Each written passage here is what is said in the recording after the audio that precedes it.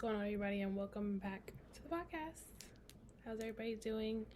Welcome to Drinks After Work with Shelly, but this is now the Drinks After Dark with Shelly.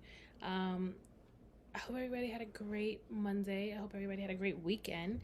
Happy Father's Day to all the fathers. I was supposed to do an episode for the dads, but I will take ownership. I didn't really promote it the way that I should have promoted it. And trying to get more fathers to be in cahoots with it. But I also, even when I did the live on Friday, a lot of the dads didn't feel like talking. So it was just like, okay, try to give you guys a space to talk about being a dad. But, things happen, life happens. It's not a big deal. So nonetheless,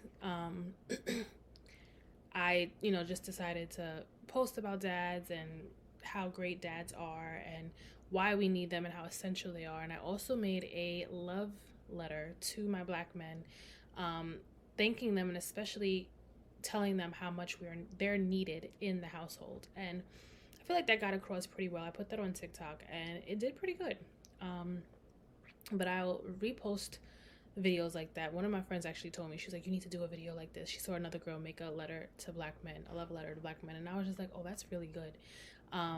And especially coming from a black woman, I think that it's amazing to have that, and a lot of black men don't get that just from society and from the household in general. So I want to say again, happy Father's Day to all the fathers, not just black fathers, but all the fathers, taking care of business in their house, in their marriage, with their children, the life that society has kind of put a circle around you, if you will, in a box, if you want to say that. But nonetheless, happy Father's Day. You guys are appreciated, you are loved, and we should really make sure that we look at Father's Day just as much as we look at Mother's Day. I mean, it probably will never get to that point, but you know what I mean. Like, it would be good to acknowledge the dads too. But nonetheless, this episode is about letting go.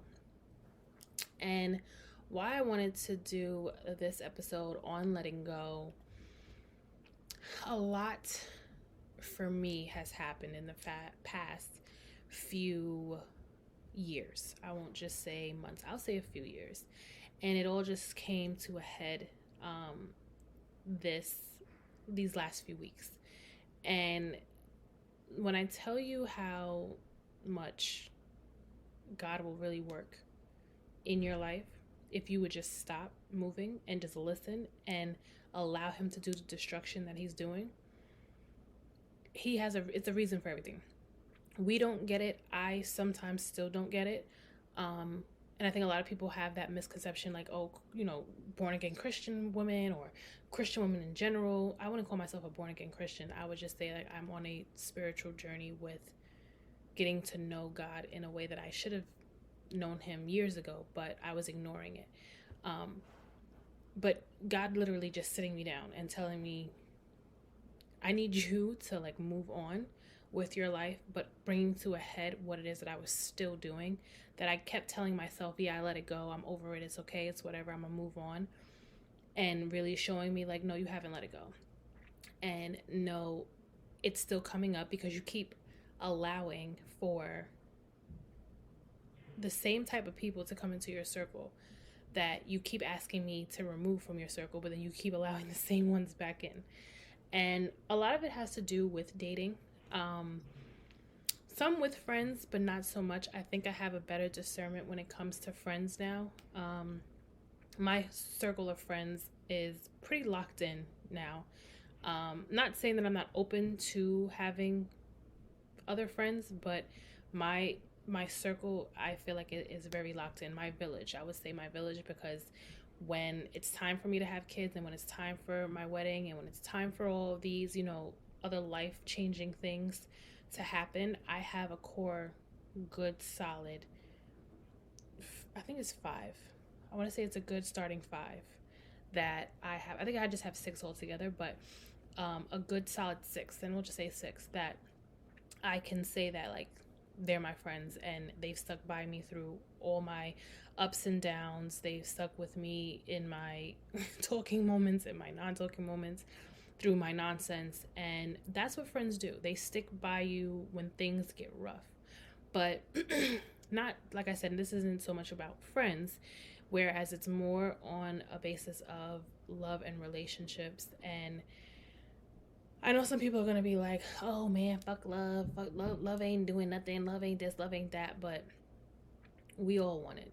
Like, let's cut the shit. We all want love. We all want someone to love us. We all want someone to be our partner. And it may not be on the forefront of everybody's mind, but I feel like for women, especially in our 30s, because I will be 33 next week. I will be 33 next week. My Jesus year is next week.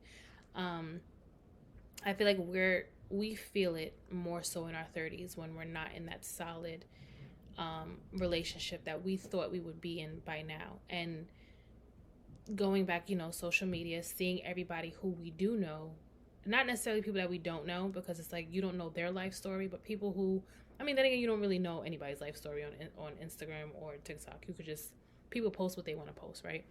But I think seeing the people who you went to high school with, people who you went to middle school with, in relationships, in loving situations, and it blossoming and it blooming in the way that you thought you would be in the same type of circle too. And realizing that for myself, having to let go was more so me stopping to stop controlling it. Because I'm very transparent in here, and a lot of this, more of this will be talked about in the next episode, which will actually be doing this Friday with my good friend, Tatiana. She's going to be on it as well. She actually hit me up and she was like, we need to discuss, because of the things that you've been going through, the things I've been going through, we need to talk. I'm just like, girl, let's do it. Let's do the episode, because this is the whole point of this, is to be vulnerable, because literally we both work at the same job, and we literally have to go to work with a smile on our face, like everything is fine.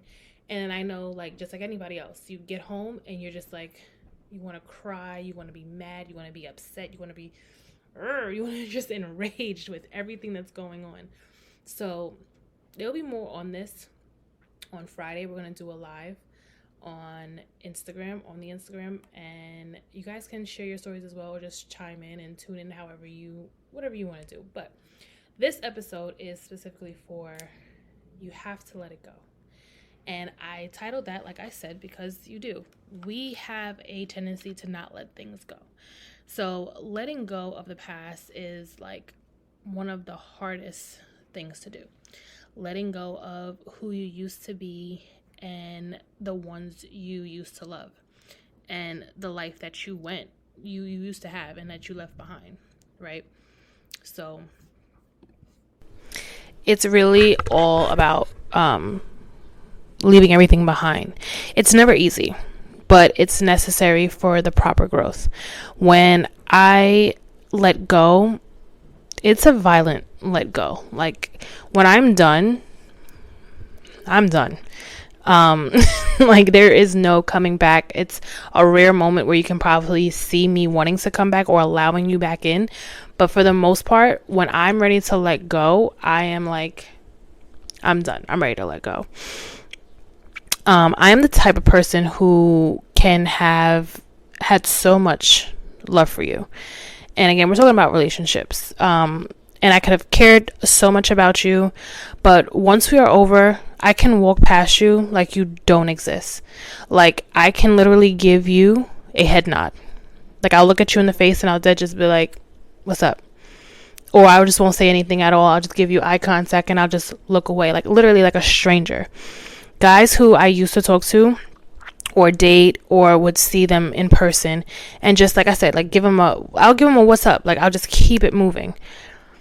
But, in my mind, it's just like, okay, what are we talking about? There's nothing to discuss. I know you know me. We know what we had. Just move on. Why are we even trying to talk?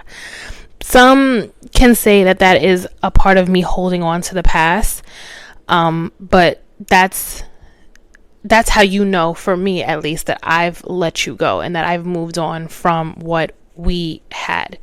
But what I also had to realize was the difference between letting go and healing. They're two different things. So healing takes time. Letting go can happen rather quickly when you allow for a few of the steps that I actually thought about as I was going through all the things that I have recently been going through, but just also doing a little bit of research, because that I never come without receipts. I always do my research. I always do.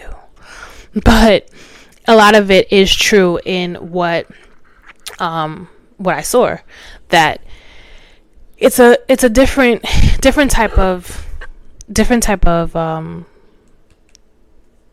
it's different. It's just different altogether. Healing, you don't get over healing. Healing like literally takes time. Healing can happen within 6 months. It can happen in a year. It can happen in 2 years. It can happen in 3 years. I personally feel, that's just what I've read. Like some professionals have said, like it takes 6 months to almost 2 years to heal. But I really don't think that's true. I feel like healing is something that just happens throughout your life. Like there is no set time.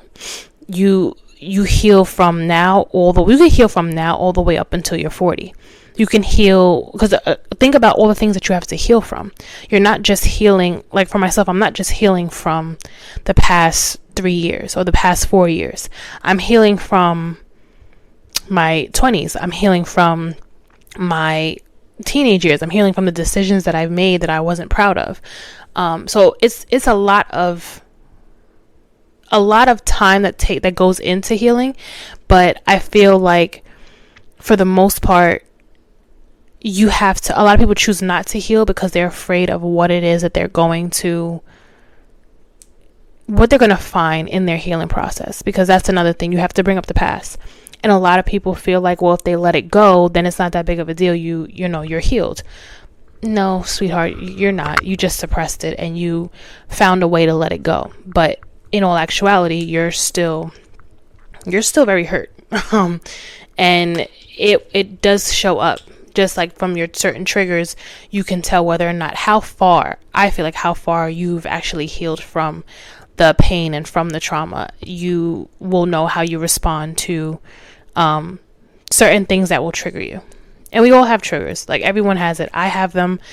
Everyone has my main thing, and I always say this, my main thing that I don't like one of the things that I don't like is being ignored.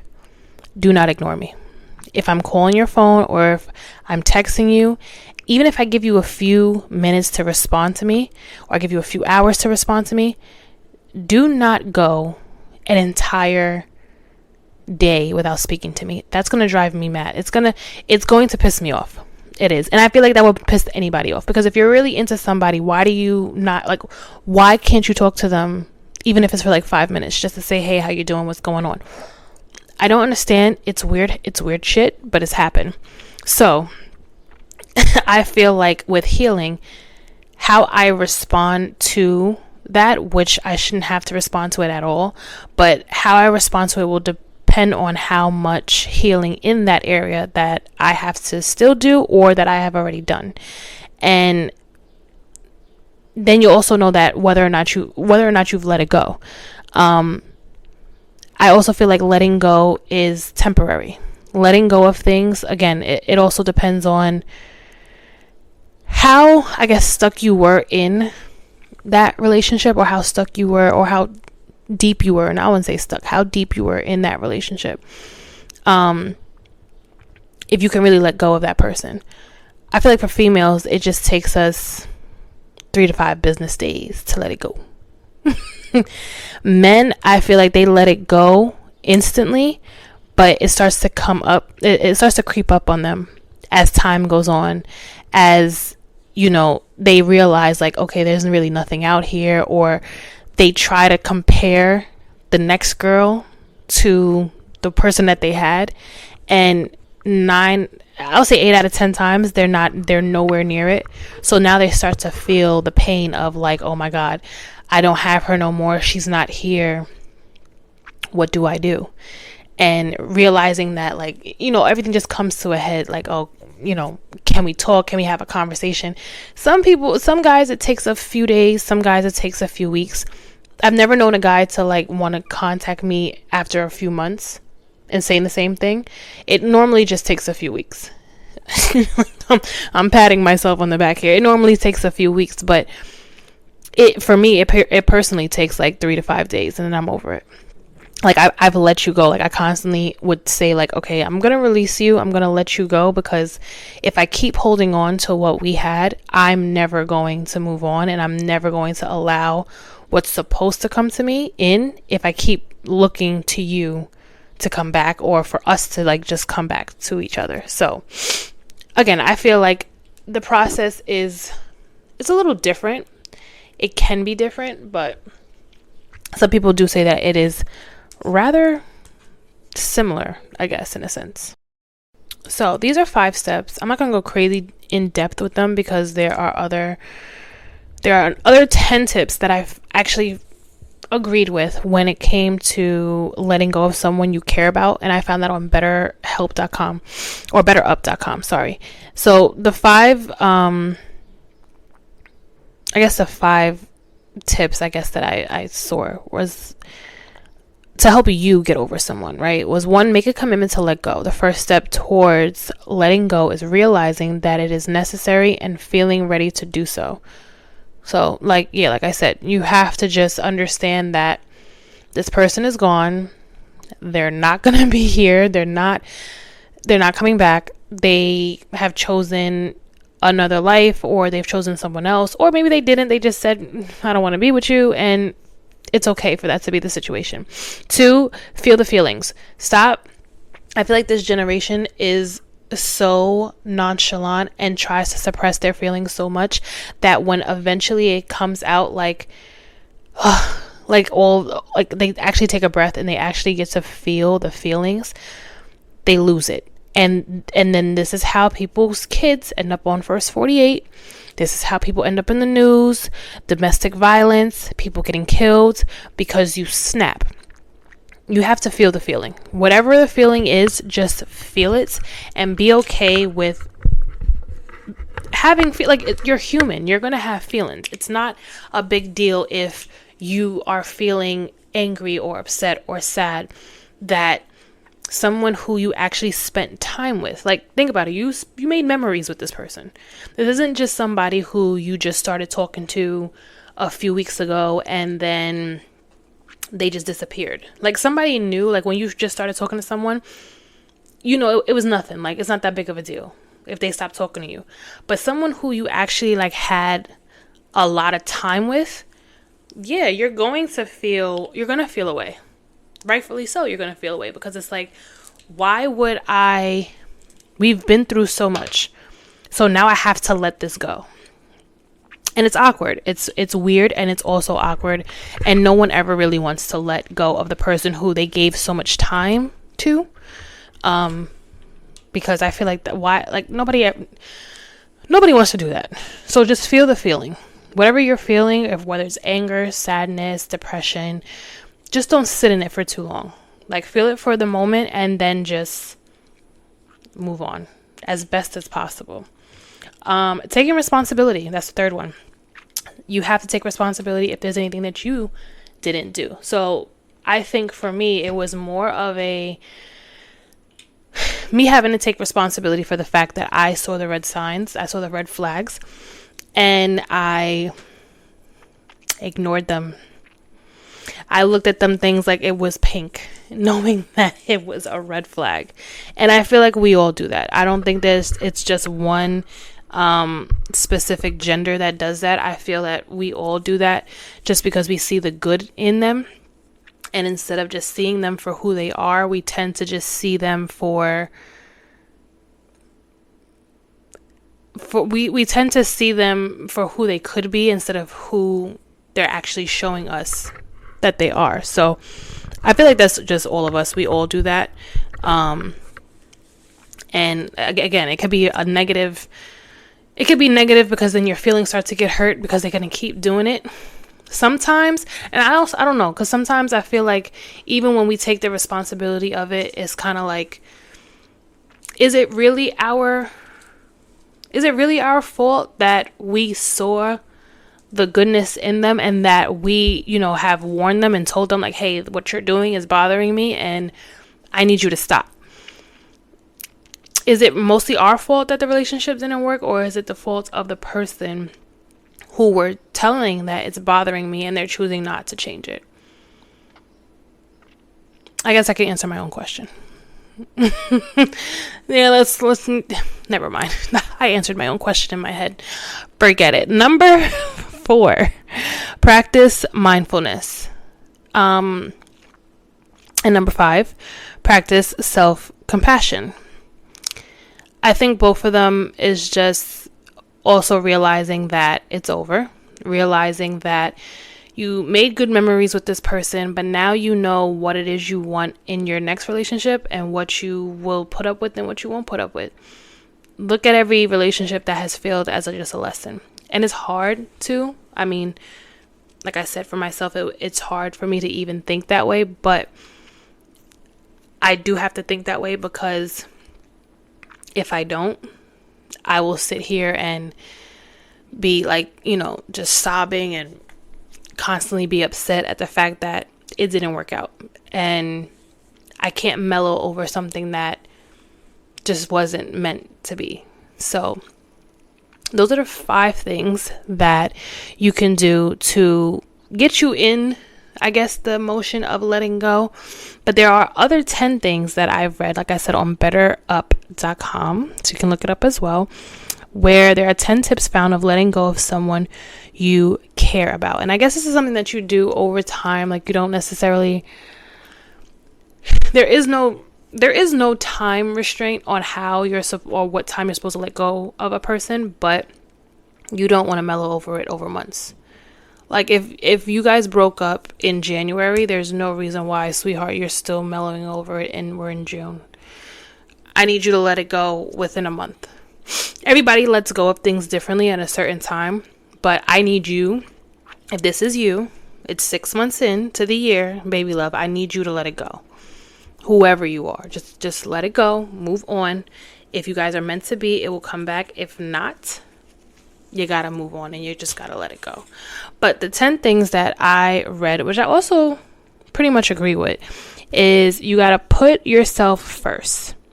Feeling like you're letting someone down or hurting someone you care for is challenging. And that's definitely challenging. I have a big heart. I've always had a big heart since I was a kid. I've always been that loving, caring kid. I've also been the type of person who has a smart mouth. I have a smart ass mouth. Only when it is necessary. God knows me. And I've worked on it because it's like I really don't want to be that person, but I can have a smart mouth if the time calls for it. But there is never really a time to call for it if I'm trying to, you get what I'm saying. Anyway, you have to put yourself first. You have to, getting in a deep depression, and I say this because I understand it and I've been there a few times, especially after relationships have ended. Getting into a deep depression is scary. The amount of weight you're going to lose, the amount of anxiety attacks that you're going to have, panic attacks you'll have, it's a lot. And your body literally goes, it's trauma too. Like, even when people say like cheating isn't that big of a deal, like, oh, just cheating happens. I've heard people say that dumb shit too. Cheating just doesn't happen, and cheating isn't just something that you let go of. That's trauma. When you're cheated on, that's trauma. It's just like getting hit. When you're abused in an abusive relationship, it's trauma. You're always going to go into the next relationship feeling that this person's either going to cheat on you, they're going to hit you, they're going to financially abuse you, whatever had negatively occurred in your last one, you'll bring to the next one. Either it will be in the surface or it will be in the back of your head. but somehow, some way, it's still traumatic. So you have to put yourself first in getting out of the depression, whether that be just going outside for a walk, going to the spa, taking a trip, eventually talking to your friends. I say eventually because I'm the type of person who will like not want to talk for the first 2 days, 3 days, and then eventually I'll start to talk and I'll let it go because I have to kind of like sit with it and see like what just happened and what just occurred. But once you start to get back into your regular scheduled program, then you start to realize like, okay, this is what I need to do in order to get myself out of this, like out of this funk. So whatever it is, whether it be getting your nails done, getting your hair done, going on a trip. I want to take a solo trip so badly, but I'm scared. But I heard some people say it's really good. One of my friends, she went on a solo trip and she said she loved it. So maybe I will, but I don't know. But just doing something to put yourself first. Going to the gym. I haven't been active in the gym for like 3 weeks now. I've gone like maybe once or twice, but not as much as usual. And again, that's because, like I said, I'm getting myself out of my own little funk, out of my own little rut that I've just been in, and trying to put myself first again. The second thing is you have to let yourself grieve. And again, this goes back to what I was saying, like you have to just get in your feelings and feel what you feel, and it's okay to have those feelings. It's okay for you to be upset. It's okay for you to cry. It's okay for you to feel like, how could this person? It's okay for you to feel like you feel let down. You feel like you just feel like, you've given so much and you took so much of your time for somebody, and you're going to be upset. You're human. And I feel like, again, so many people, especially guys, have become so like nonchalant, so like bland, especially with this month being mental health month for men, shining light on that. I feel like a lot of you guys really need to just tap in to your feelings, and it doesn't make you soft. And honestly, I really do feel like a lot of you women who like to make men feel like they can't be emotional, like they can't show their feelings, they can't show their softer sides. I wish I would just shut the fuck up and stop letting these men feel like they can't be vulnerable, because they come to you to be vulnerable. They come to you to be their peace. Just like how you say that you want them to be your peace, you have to be theirs as well. You have to be their soft haven just the same. You can't sit here and want somebody to be that for you when you can't be that for someone else. It doesn't work. Granted, when they get out on, when it comes to protecting you, when it comes to providing, yes, that's them being masculine. Yes, that's them having to step up and stand in their masculinity. And even when you're outside, doing gentleman things, opening up the door for you, walking in front of you, having you on the inside of the street and not the outside of the street, it all ties in. But at the same time, I feel like a lot of women, and I've heard a lot of women say this, and you can comment in the sections too, in the comments, just write your, like, if you've ever heard this. I've heard women say like, I don't want a man who's soft. I don't want a man who can't show their emotions. I want a thug. I want this. I want that. And then you want to know why men are scared to even just show that side of them, because we want all of them to just be rough head ass motherfuckers, but they can never be that soft side with us. So then who do they become soft with? Who do they become soft with?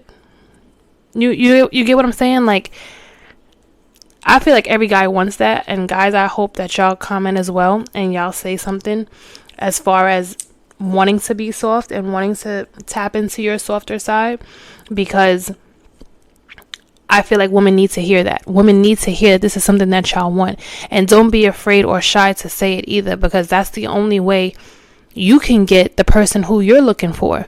Because it may not be in every woman's DNA to be that soft person for their man. There are some just rough head ass women that are just not like that.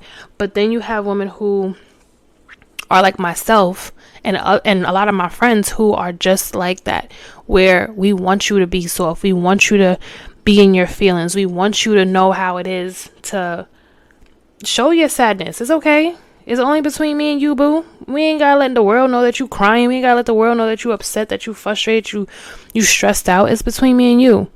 But nonetheless, that's the second part that everyone has to be okay with, is to just grieve the loss of what was, and basically also the loss of what could have been, because you've probably had all these plans of what's going to happen between you guys, and now all of a sudden it's over. The third one is seeking out support. So I always and constantly will forever say, you got to go to therapy. Everybody needs a therapist. I don't care what you do for a living. I don't care how much money you make. I don't care what skin color you are. I don't care what religious background you are. Everybody needs to go to therapy.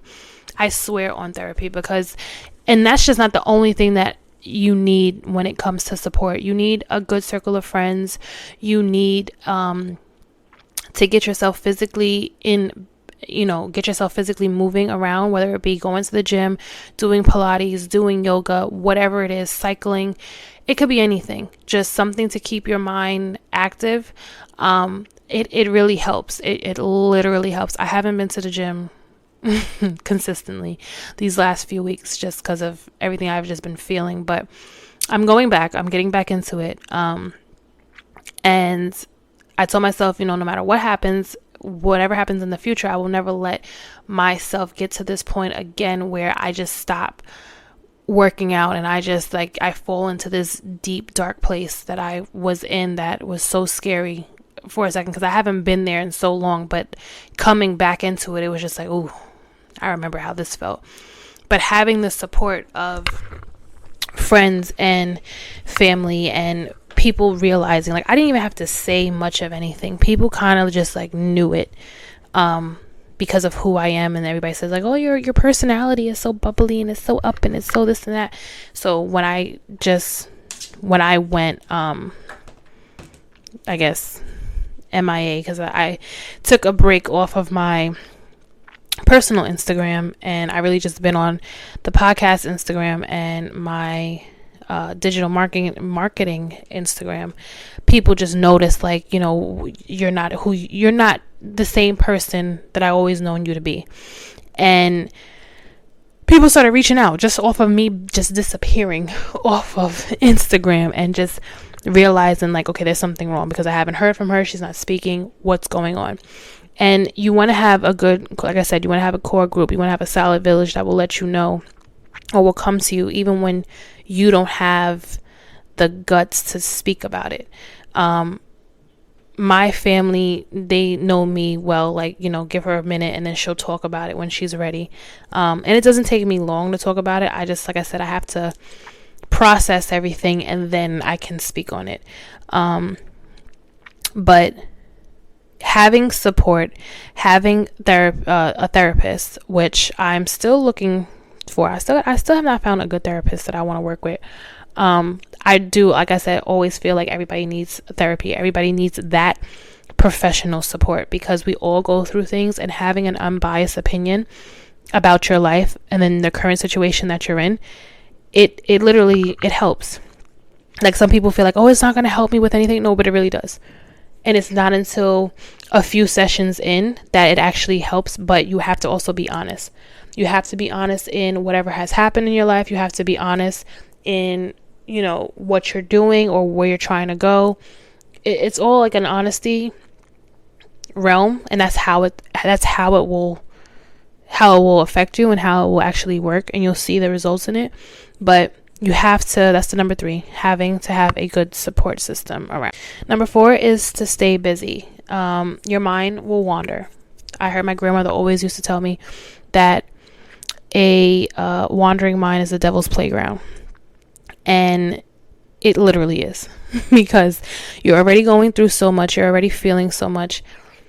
If you're just sitting there, your mind is just going a mile a minute, 100 miles an hour.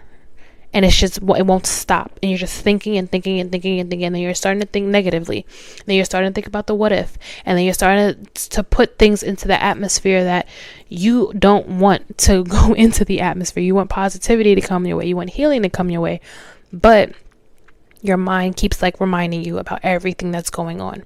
So staying busy, which was also very hard for me to do, I really didn't want to stay busy. I was just like, no, I'm good. Like, I would watch movies, or I would sleep, or I would just like not talk to anybody, and I would just be in my own little like cocoon almost. But I had to force myself to even just go outside because I didn't understand like how all of this could just abruptly stop, and how everything could just be mayhem out of nowhere, like literally out of nowhere. So forcing myself to go outside, even if it was because my area, I don't know, like recently I don't know if it's just everywhere they're having this, but like I noticed there's not so many benches around anymore for you just to sit outside. Like, you have to literally go to a park and to sit outside now.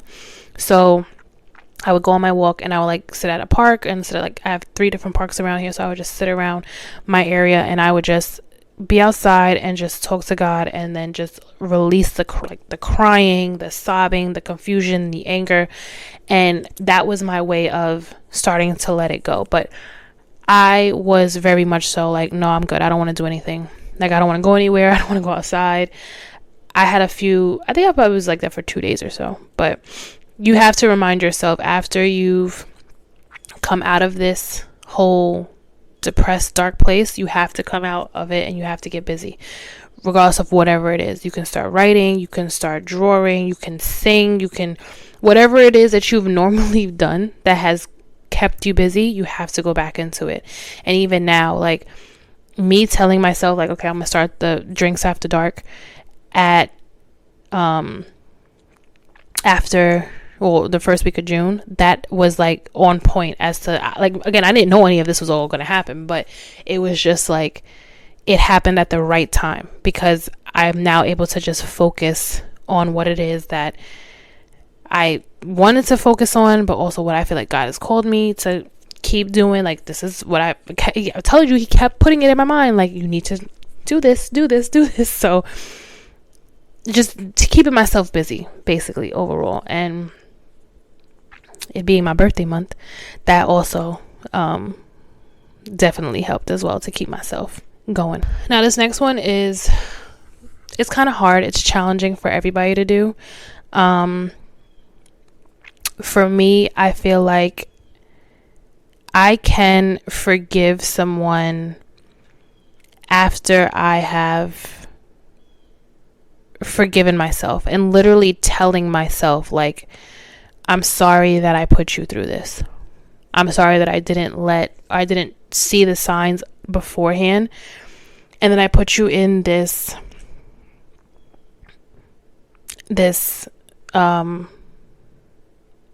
hellhole that I didn't want, that I promised us that we wouldn't get into, but I ended up putting us in it again. Forgiving yourself for the things that you've done is like one of the hardest things to do, because you obviously you live with yourself, duh, but your mind always sometimes tends to go back to the past. Even when you're keeping yourself busy, you tend to like kind of reflect. There'll be something that triggers or reminds you of your past, and it's just like, damn, I was like that. And you kind of like have to just shake it off and just be like, you know what, I forgave myself for it, or remind yourself to forgive yourself. And I feel like we have to forgive because God forgave us for what we've done. And it doesn't matter what you've done. Like, as I'm continuing to read the Bible, and I'm continuing to understand God's forgiveness and how he literally forgave every last person in the Bible who had done something wrong. Like, if you just go back to the beginning with Genesis, with Adam and Eve, God forgave Adam and Eve for doing something that he told them not to do. Like, don't go over there, don't touch that tree. And Eve didn't listen and pay attention to what God was saying. She listened to the serpent and she ate.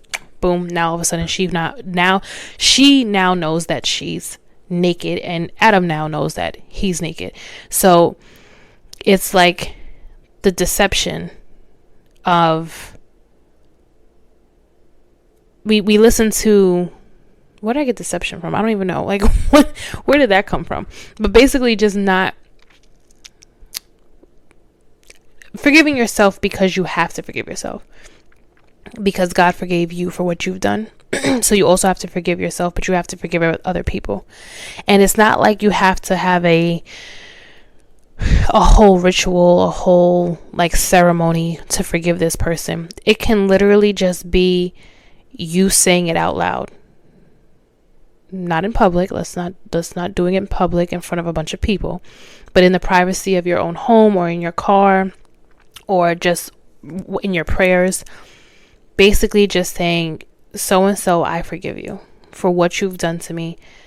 I may never get an apology from you. I may never hear I'm sorry come out of your mouth, but I'm sorry for I'm forgiving you for what you are not sorry for, and releasing it and letting it go. Because once you forgive that person for what they've done to you, you're able to move on.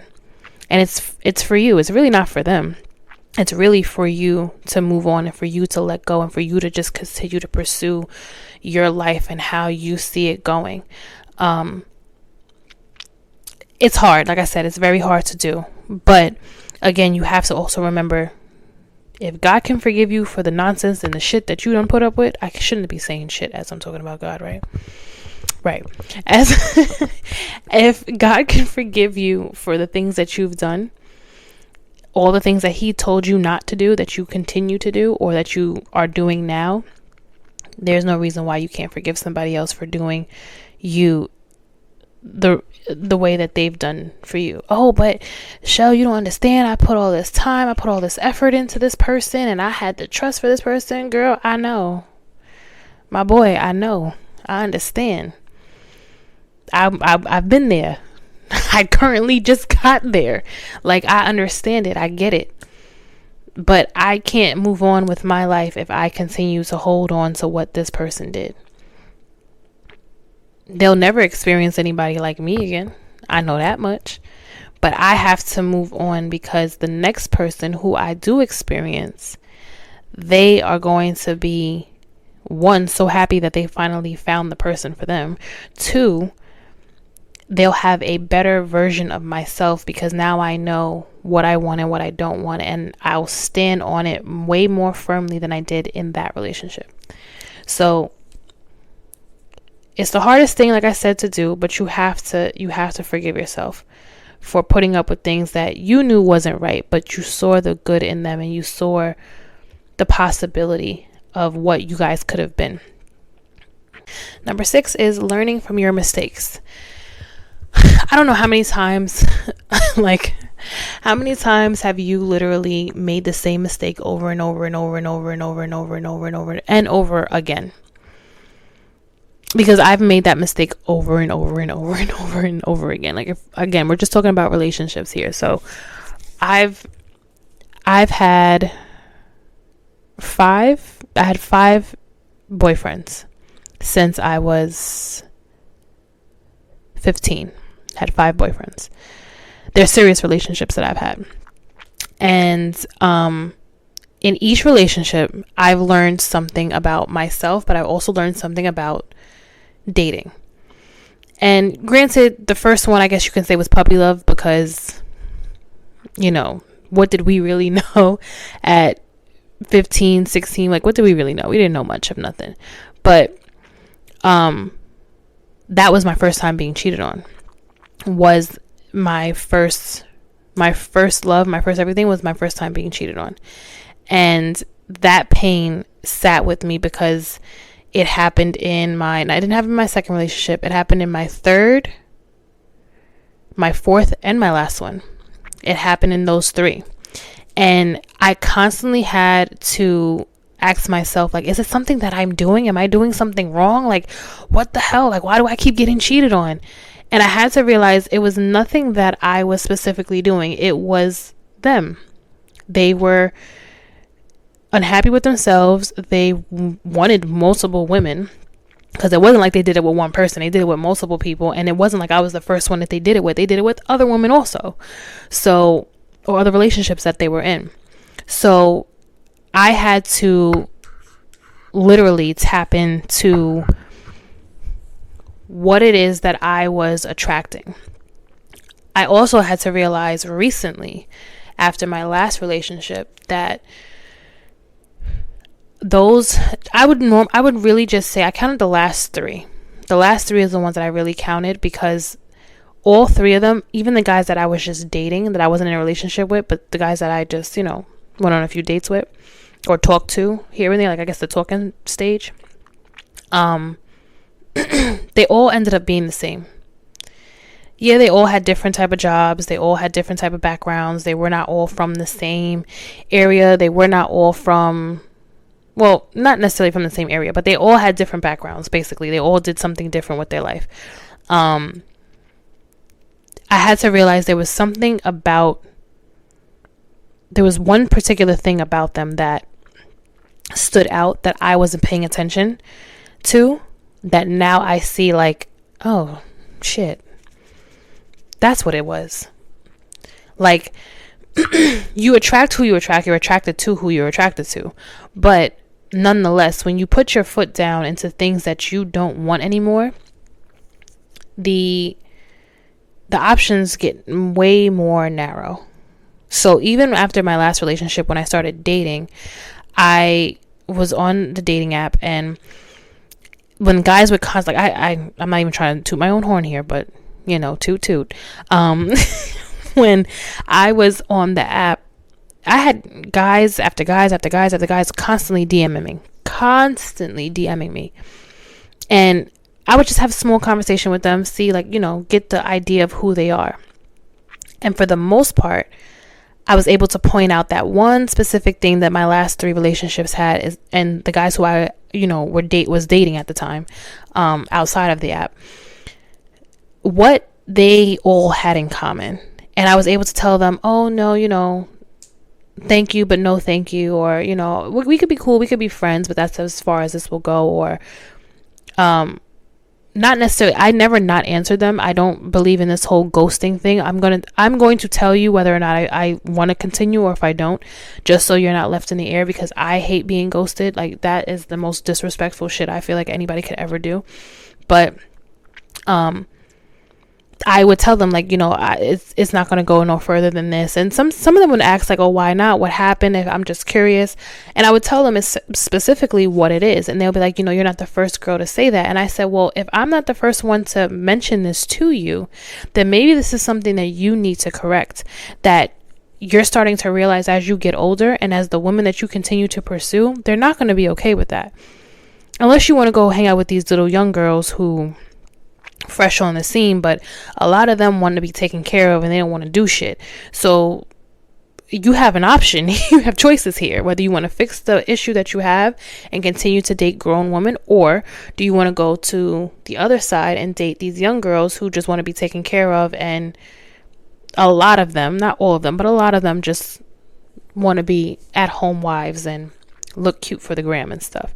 But nonetheless, it was pointing out what the issue was when it came to me and my dating, and what it is that I was not seeing. And again, like I said before, like, still I wear glasses, so it takes me a little while to see the red flags. I always make that joke, like, it takes me a minute. But I think now, even like as I've gone through recently, really just seeing people for who they are from the beginning. And that's just not in relationships. That's even with friends. That's with anybody who I encounter. Seeing them for who they are in the beginning, and then just taking it for what it is, and stop looking at people for who I know they can become. Because that's my own personal, I want to say demon, but that's my own personal, like, love trait, I guess, that I have for other people. Like, I can see the potential in you, and I see it, but I don't want to necessarily help you get there, but I see that it can get there, if that's what it means, if that makes sense.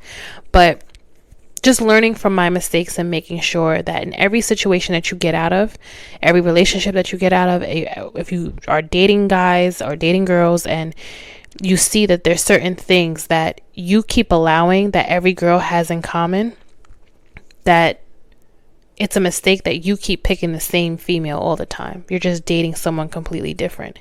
And a lot of the times too, I seen a meme earlier, not a meme, I seen a TikTok where a guy said that like he's exhausted with dating because everyone is literally the same. And that can honestly be a thing too, because again, society and social media, I feel like, has been a blessing and a curse, because everybody wants to do the same fucking thing when it comes to like being nonchalant and the love and having this many options, that many options. You really don't have that many options out there. Like, if we're being honest, there really isn't that much to choose from. And that's on both ends, for guys and for girls. It's really not much to choose from, because everybody wants to be the same and wants to, you know, have multiple women and multiple men. I don't understand it, but whatever. So basically just learning from your past and hoping and praying that you don't go back to doing the same thing over and over again. Considering cutting contact. Turning off all means of communication with somebody who you're no longer interested in. I am a heavy believer in that. But honestly, it really depends on like how bad our relationship was. I don't follow any of my exes on Instagram. I don't know about Facebook. I deactivated my Facebook. But I don't follow any of my exes on Instagram because, wait, do I? Let me make sure I don't. I'm thinking. I'm not looking right now. I'm just thinking. I don't think I do. No, I do. My first boyfriend, 15. I still follow him, but he's barely on it though. But we barely even talk. Like, even when we started following each other, it was just like a, hey, how you doing? How's life? Good to see you. That type of thing. We barely speak. We don't speak, actually. Now, I wouldn't even say barely. We don't speak at all. But I think me and him are the only ones that follow each other. That's the only ex that I have that I follow still on Instagram. Everybody else I don't follow. I don't even have their numbers saved in my phone. A lot of them are blocked. Out of the 5, I want to say 3 of them are blocked. The other ones I think I probably changed my number since me and them stopped talking. I don't even know. But I do know that, like, I feel like cutting off all communication, depending on how bad the relationship ended or how bad, like, things have... Yeah, like how bad things have ended in your relationship. I feel like that depends on how much cutting off communication that you really want. I definitely believe in blocking. If it's that bad, block him. My last relationship, he's blocked on everything. He's going to have to send an SOS sign in the sky, Batman signal or something if he wants to have any type of conversation or contact with me. But like I said, it's also depending on how bad the breakup was or how bad the situation ended where you want to unfollow people. I've even unfollowed people who I was dating that I was just like, yeah, no, you're weird. And I'm just going to unfollow you because what type of nonsense are you on? And I did a lot of unfollowing recently. I really did. And it was really just for my own sanity and for my own, like, I don't want to go on Instagram and see you. It can honestly not even be a thing of I'm mad at you or I feel a way about you. It's just like, I don't want that energy around me anymore. I don't want that same toxic energy. And you can even get energy from, like, people just say like, oh, how you get energy from social media? Looking at their pictures, looking at what they're doing, you can get that energy still generated to you. So I've did a lot of unfollowing and I really don't care. Some people do care about the whole like follow back thing. I really don't. But I do feel like no contact is good. Again, depending on how bad the relationship ended, block them, delete them. I'm really the type of person, like, when I'm done fucking with you for real, I delete all the pictures, I delete your number, I delete your everything about you is gone in my phone. Like, you don't exist. Like I said in the beginning, like, I will literally walk past you with a head nod and just keep it pushing. Like, I really will not say nothing to you, not at all. And number 8, I thought I did all 10, but I guess not. But number 8 was basically finding your happy place. And I guess that really just, again, depends on who you are. It depends on what you consider your happy place. Some people consider the gym to be their happy place, which I've constantly have like a love-hate relationship with the gym, but because I've gotten into this gym mode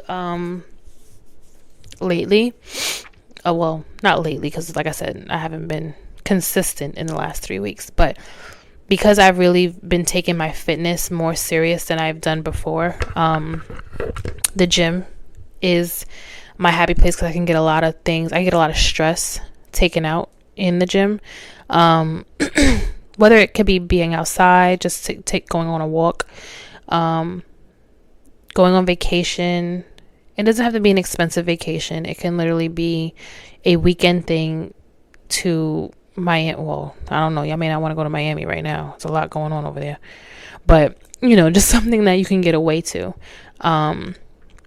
Upstate, another state, period. You can go to Cali. You can go to Texas, go to New Orleans, go to Tennessee. Knoxville, Tennessee ain't that bad. I've been there before. It's actually kind of cool to hang out with the Tennessee folks. But just finding something that you can release all of your anxiety. I was going to say energy, but all your anxiety, all your depression, all your fear. It's good to find and have a solid place where you can actually do that. And I feel like if you don't know where your happy place is, you have to search within yourself as to what it is you like to do. Because some people may not be fitness gurus. They don't like to go to the gym. They don't like to sweat. Okay, that's fine. Some people say yoga. Some people say Pilates. Some people say going to a pottery class. People, listen, don't sleep on pottery. Because pottery is very soothing when you have to like mold all that clay into like a nice fixture. And you can bring that sucker home and it look really nice. You could paint it. Don't sleep on pottery. But I mean, just anything really that can help you get to the place that you're trying to get to in your happy zone. I feel like everybody just needs to dig into that and find out what it is that they find peace in, that they find happiness in. It could be church. It can honestly be you just reading the Bible. You can even do that. And if that brings you happiness, if that brings you solace, then that's your happy place. The other two, I'm not really sure as to what they are, but you guys can go on betterhelp.com. And I would keep saying BetterHelp, betterup.com. BetterHelp is the therapy website. BetterUp.com was actually where I found a lot of these great suggestions that, helped me, but also can help you let go and move on and just let the past be the past. And again, it doesn't necessarily mean that you're going to let it, not that you're not going to let it go, but it doesn't necessarily mean that the feelings are gone and the emotions are gone. It takes you however long it takes you, but you just don't want to be stuck in that headspace of feeling bad or feeling like, you can't breathe without this person or you can't function without this person. You don't want to have that feeling over your head. It's very, you don't want that. You just have to feel the feelings that you feel, understand that it's real. It's nothing wrong with you having those feelings, and to move forward and to know that you're not alone. There are a bunch of us going through it right now. I swear I was on TikTok and I stopped liking, because the algorithm does that where they pop everything that you like, the algorithm then puts on your screen. So I stopped liking certain things after a while, and I just kept scrolling, and it just kept coming up how many people were recently going through all of this heartbreak, this confusion, this irritability, the frustration. Friends that I know going through the same thing, literally going through the same exact thing. So I don't know, it's a transition that's going on in the universe. God is really showing up and showing out and telling everybody, hello, hi, you're putting everything in front of me and I don't like it. And really just getting people to move on with their life and just helping us little at a time to let go of what's going on. I feel like that's what the universe is trying to get us to do, and I feel like that's what God is trying to do. I mean, it cannot be that all of us are going through the same thing at the same time. It cannot be that I've never have had so many people that I know personally go through the same exact thing and we're all going through it at the exact same time. I've never in my life. But I don't know. Maybe it's just the way the world is right now. Who knows? But nonetheless, guys, I thank you guys for listening. I hope you guys have an amazing night. I hope you guys have a great day tomorrow. Whatever happened today, leave it in today. See, letting go, right? See? Leave it in today. Don't bring it into tomorrow. I love you guys. Thank you guys for listening. Later.